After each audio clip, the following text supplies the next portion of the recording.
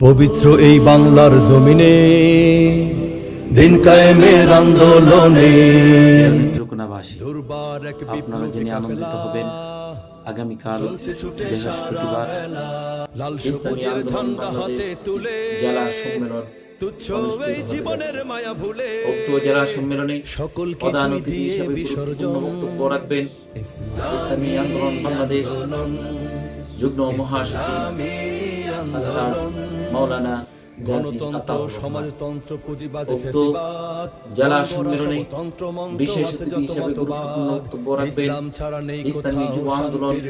বাংলাদেশ কেন্দ্রীয় দপ্তর সম্পাদক আলহাজ মাওলানা শফিকুল ইসলাম। উক্ত সম্মেলনে পীর সাহেব চরমোনাই হাতকে শক্তিশালী বাংলাদেশ নেত্রকোনা জেলার প্রত্যেকটা গ্রাম-গঞ্জ থেকে দেশ মানবতা সামাজিক ন্যায় বিচারের লক্ষ্যে